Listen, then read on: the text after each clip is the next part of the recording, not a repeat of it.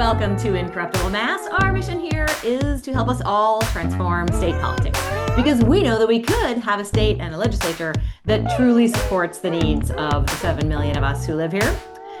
And today we are going to be talking about sports and the corporate ownership of sports and the private equity purchase of the Boston Celtics and the trade that happened that shocked everybody, and why all of this is happening.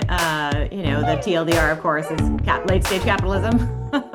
But before we do, I'm going to have my illustrious co-hosts introduce themselves. Today, we will start with Jordan. Jordan Burke Powers, he, him, and I am obsessed with sports. So this will be a fun one for me. And Jonathan. Jonathan Cohn, him, his, live in Boston in the South End, and been active on progressive political issue and electoral campaigns for over a decade. I have never been an avid sports watcher, but always enjoy the intersection with sociological, economic, and political commentary. And I'm Anna Callahan, she, her, coming at you from Medford, where I'm a city councilor. And I came from a whole family of non-sports watchers, and I also do not watch sports, and I know nothing about sports.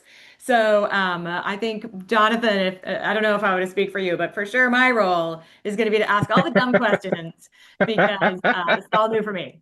In terms of asking dumb questions, okay, explain this to me as somebody who doesn't pay attention. But I was thinking about this the other day when two friends and I did a multi-hour this is during COVID, but Facebook live stream about the politics of Animal Crossing, and I just Jordan, this is me, Matt Miller, and Zelda.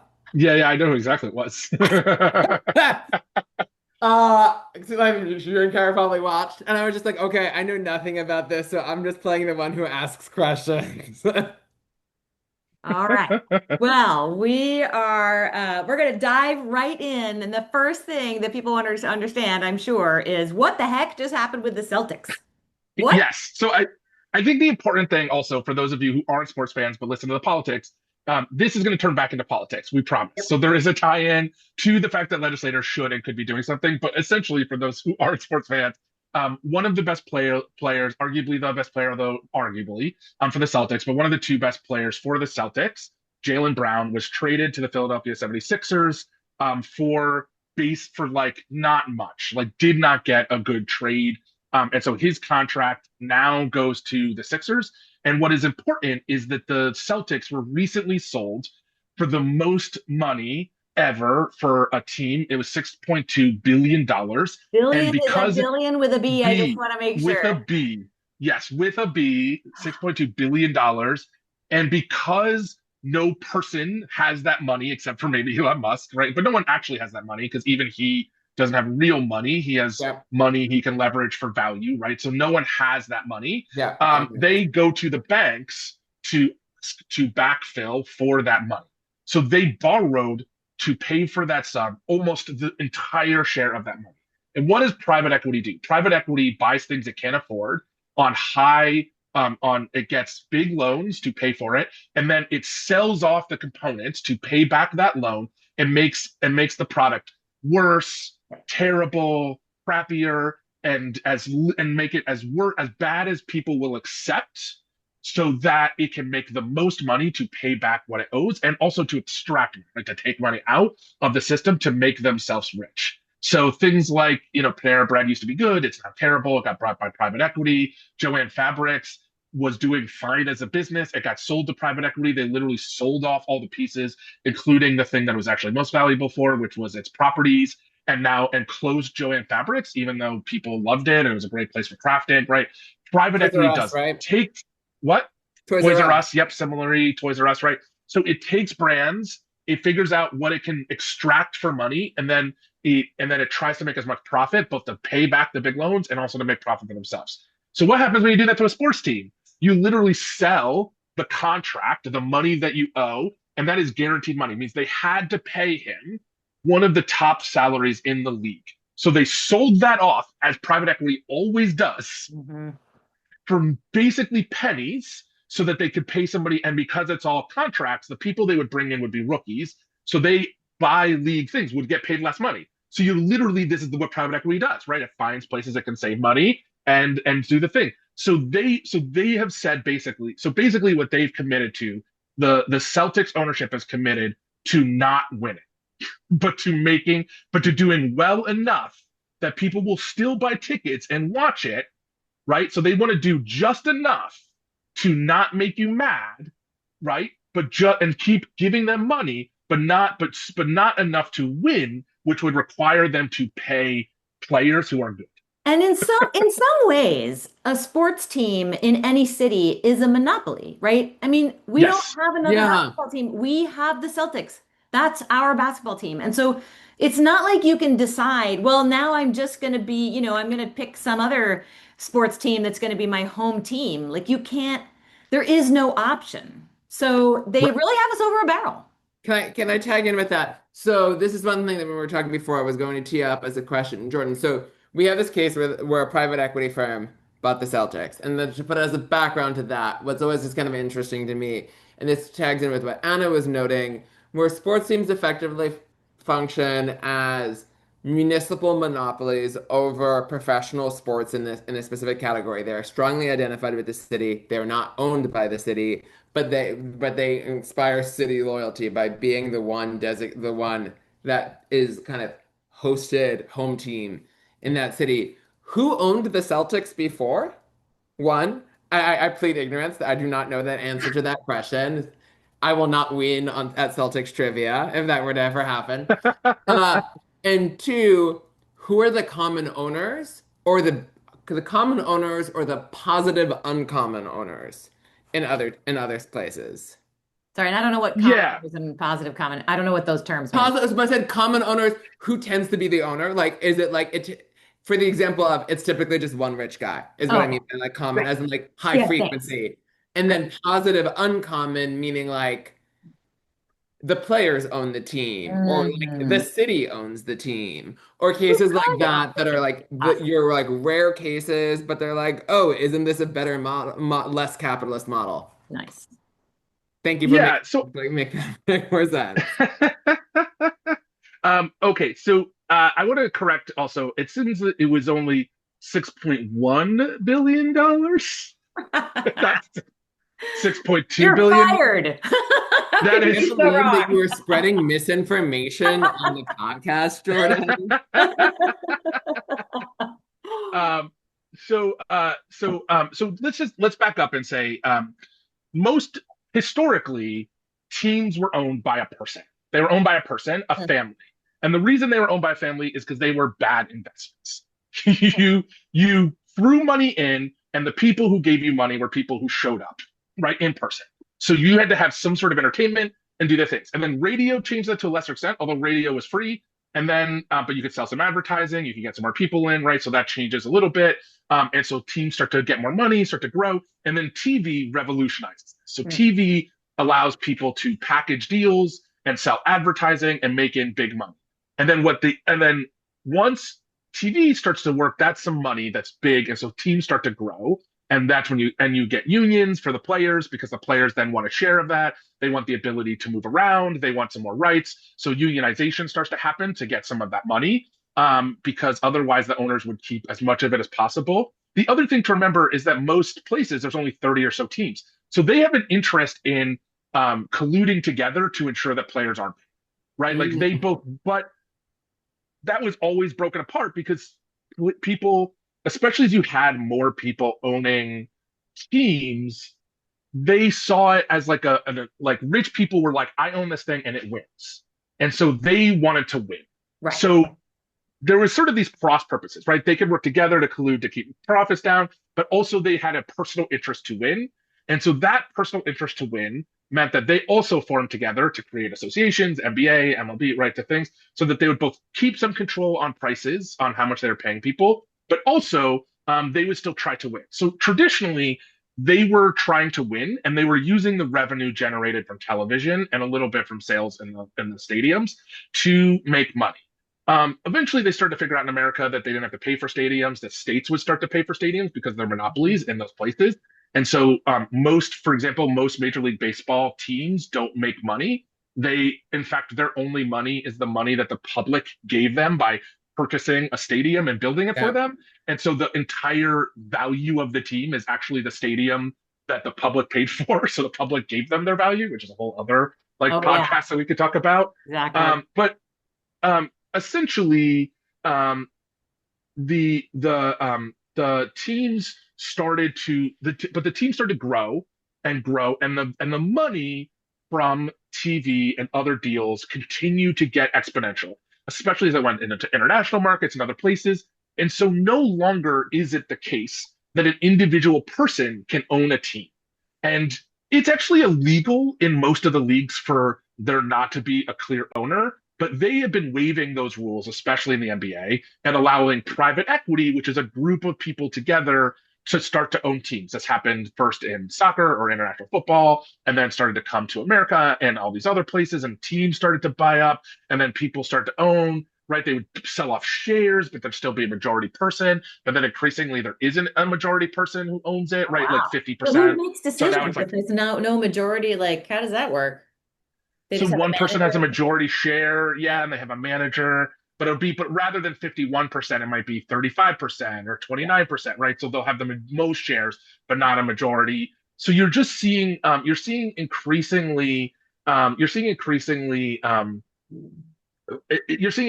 the teams no longer owned by a person. And there's actually a really good book that discussed this, that actually before the Jalen Brown trade, we were going to talk about this because it's really important, is Michael Scher, Michael Scher, who does TV. He's a producer. The Good Place is one of my favorite shows. He did that show. I love that show. And Joe Pazinski, who is a sports writer, wrote a book called Big Fan, and it's basically a love story to fans, because they're like, fandom is going to die Mm. because it's no longer the case that there's an owner who cares about winning, who owns a team who wants to win for the place that they're from or own the city from. You're increasingly getting a group of people who only care about more money they can make, and they don't and they win when the league signs big TV deals, not when their individual teams win. And increasingly they're looking at fans not as the people they serve to give a value to, but rather people they can extract money from for their private equity. So you're seeing the cost of food go up, the cost Yep. of alcohol go up, the cost of tickets go up. They will do they'll put, you'll get a ticket for $50, but then you'll get $100 in fees for that ticket. They'll get, your parking is unavailable, and you'll get, they'll just pull money from you to figure out how they can pull money. So no longer do they care about your experience. And most importantly, I think for fans, because most people can't afford to go to games, they are no longer available to watch, which I think is which is the part that's actually important for legislators, is that Tammy Baldwin has a bill about this, because it used to be that it was free on TV, on terrestrial TV, NBC, ABC, CBS. You could just get an antenna and get it free to watch your team play.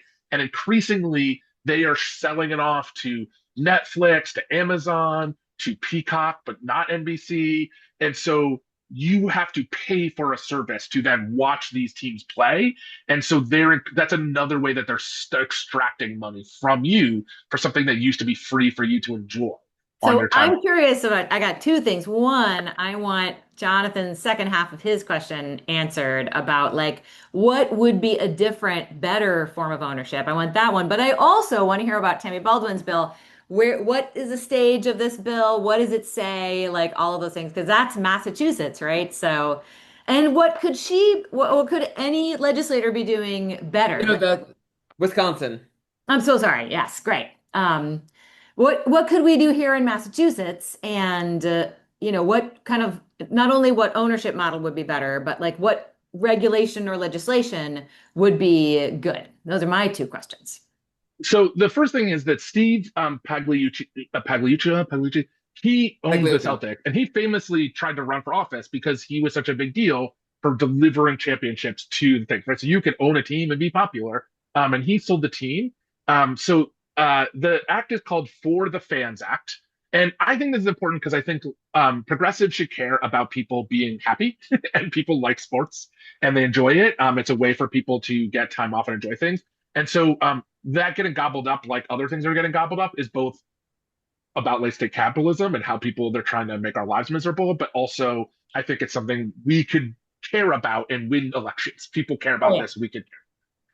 So her for the Fans Act are basically she calculated how much it would cost for Wisconsinites to enjoy their teams, to watch their teams, and how much, and it's thousands of dollars a year to enjoy their teams. And so she has a bill to make it illegal to black out local teams, which means not available on terrestrial, and also to slash streaming costs to say like you cannot if you to make it a set amount that you can spend to watch your local team.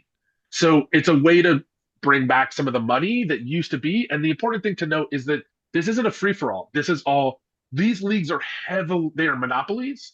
And so they are regulated by the government. Their right to exist exists because the government grants it as exempt monopolies. And their TV deals and so forth are also supposedly regulated, including like the days that the NFL can produce NFL games is regulated by government. Wow. It's not actually the free market. The government says you can produce for TV games on this day to so as not to compete with college football. Like Really? the government set that out. Yes, Huh. it is a law that was passed about Wow. what days it can and cannot be on TV. So like these are heavily regulated things, and so the government already does that, and it should care about us. People elected should care. Um, Ownership is what you'd imagine. People could own it. So famously the Packers are owned by fans. They are owned people own shares in the Packers, the Green Bay Packers in Wisconsin, and every team should be like that. Or at least if you are, I think if you are doing things like, it should be the other thing that happens is leagues allow teams to move. I think there should be more regulation of that. I Yeah. think if you're thinking about moving a team, it should be that you have to sell it to the fans first. If you own, if Oh, the if nice. Oh yeah, the like you basically team do owns like Right a of first refusal. right Yeah. right of first exactly. refusal, yes, yeah. So I just think there's a lot of I think there's a lot Fans of Opportunity like to Purchase kind of Act. Exactly. FOPA. Opa. yeah. And the other for people who enjoy women's sports, there is a league, a really fantastic league, unrivaled. The 3-on-3 women's basketball league is owned by the by the players, Mm, 100% owned by the players. So the amazing. players play, they get the money back. So the money Nice. they generate, they get it.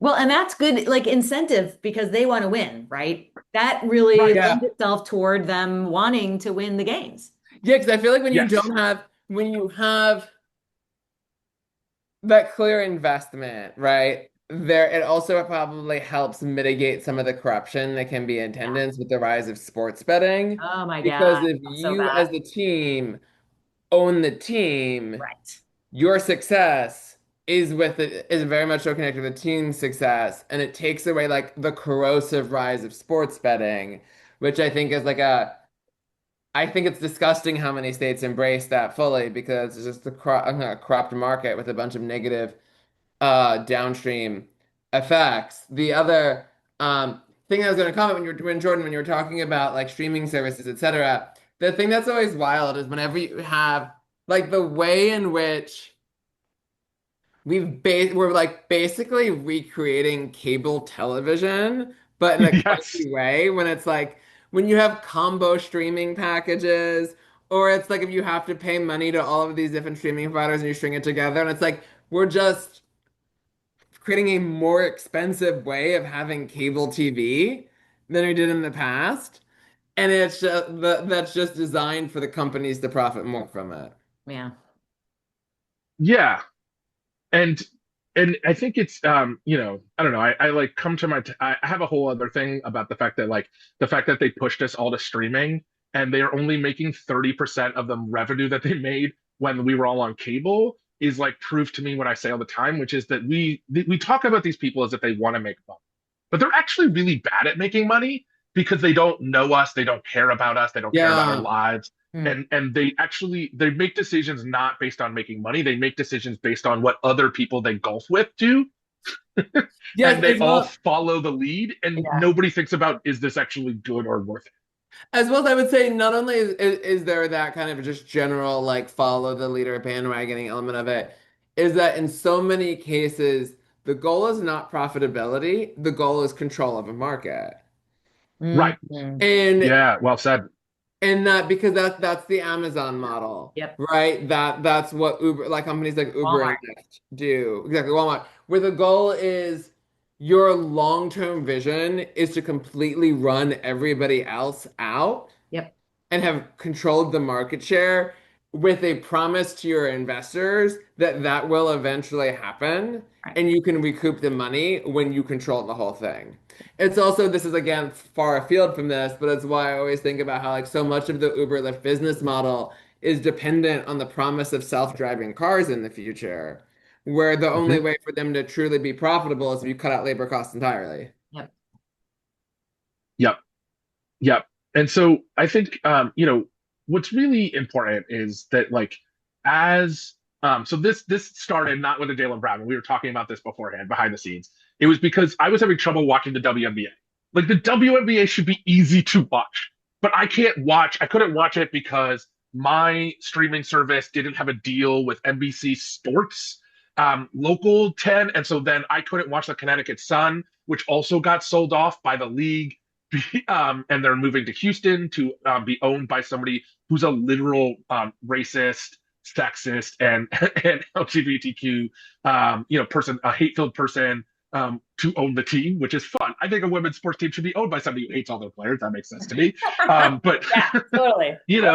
a Trump supporting terrible human ambassador at the moment. So like they got sold off. So I can't watch the Connecticut Suns last season easily. And then if I want to watch a game, I have to like figure out where it is. I can't find it. Like I'm just like so I pay for a subscription to WNBA, which used to be the way I'd watch. Didn't one subscription and the players got I think 30% of every dollar I spent. So I gave the league money and the players got money directly for that thing. Now most of those games aren't even on the service I pay for. Ugh. And I have to find it someplace else. And maybe I have that service, maybe I don't. Maybe I catch a game, maybe I don't. So this all started from me being frustrated and being excited about Tammy Baldwin's bill.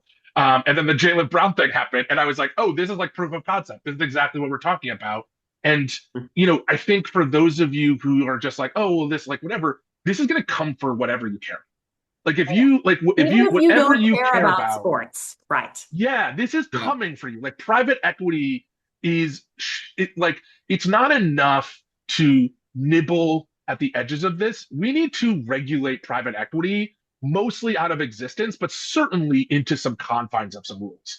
Because the fact that there was recently a report that they bought up the software that volunteer firefighters use Oh my and God. jacked up the prices from $500 to $2,000 to $5,000. Oh my So to a God. hundredfold thing for volunteer firefighters around the country, which is Wow. 60%, I think, or more of all firefighters are volunteers.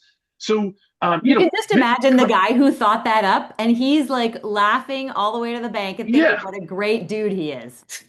yeah, yeah. And so, and like, they don't own hospitals, but they own emergency rooms. The place that should be the most regulated, Yeah. they own are more up, right? So private equity is finding avenues to take collectivized money to borrow heavily to buy it and then to make that service worse for us Yeah. so that it can take more money out of our pockets and put it into their pockets. And it's coming for all of the sports teams. So you're going to have this weird thing where sports teams aren't owned by anybody and aren't trying to win. Yep. and, and hoping that you will do what we've done with Google or with Apple or with other products, which is just stomach it. Like just stomach it. Like you'll just stomach it and just like, oh, whatever. Like there's nothing you could do. It's inevitable. We'll just like stomach the terribleness. That's what they're hoping. They're hoping that you will be okay with a Celtics team that doesn't try to win championships and that you'll still buy the Celtics merch. You'll still buy the jersey. You'll still buy you'll still get excited. You'll still go to the garden. You'll still try to spend, $45 for one beer. That's what they're hoping. But and if it's up to us alone, it's not going to work. We need legislators to step in. We need legislators to step in and say like enough is enough. Yep. Not bemoan, not talk about it like it's sad, like they're all doing. Oh, like isn't it sad that this thing happened? Like do something. Do something about it. You can regulate them. You are not powerless. private equity does not exist to exist. It exists through the laws, make laws so it can't do what it do. Absolutely. Whew. Well, that was a fire hose of sports for Hold me. on. Sports. Speaking of paying money for things, Hey, you want to do it today, yeah, Jonathan? you can do it. You can do Oh, we appreciate all of our donors so much. Some folks have given us, hundreds of dollars. Some folks just put in the price of a cup of coffee. Whoever you are, you're out there listening. There's a link below. You can just go boink, hit that link, donate some money to us. Make sure that information like this, but also all the great interviews that we do get out and into the ears of progressives across the state. I will say, I believe we are in a very exciting moment for progressives generally.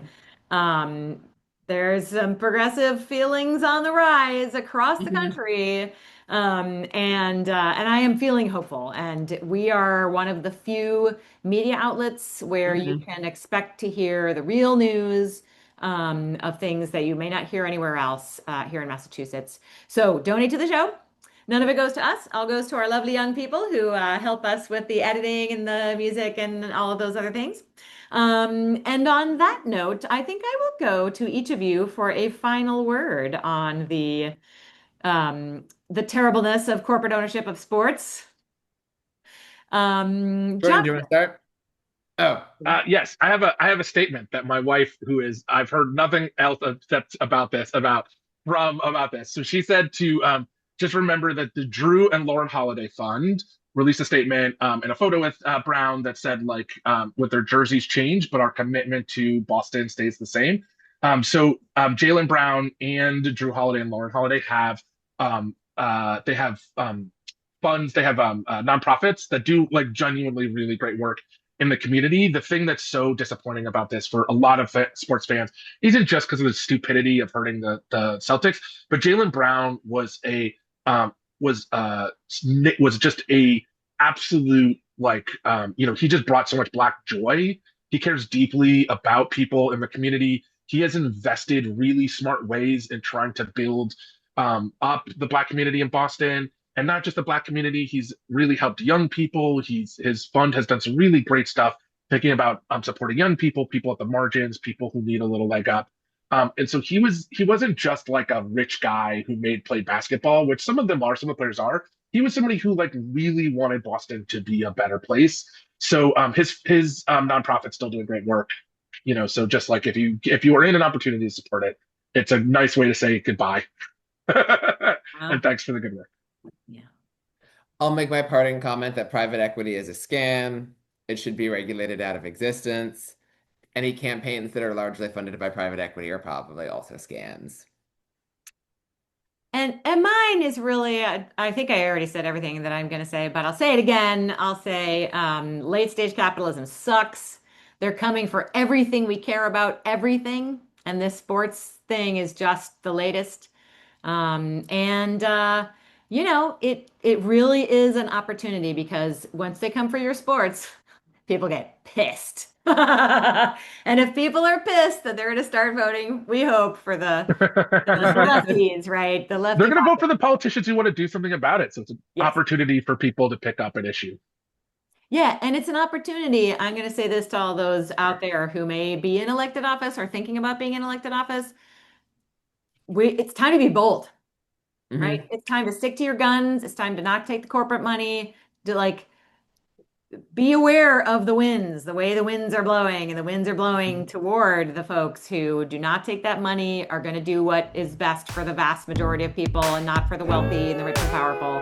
So if you're in a position of power, if you're thinking of being in a position of power, you will do well to follow in the footsteps of those folks recently who have been on a winning streak. All right, gang. This has been a fun one. We love when Jordan is the expert because that never happens. Sports. Boards. And we look very much forward to talking with you all next week. Ciao. Hey there. Thanks so much for watching us on YouTube. Please like and subscribe. And it would be amazing if you would also subscribe to us on your favorite podcast player. Just look for Incorruptible Massachusetts wherever you listen to podcasts. Thanks so much.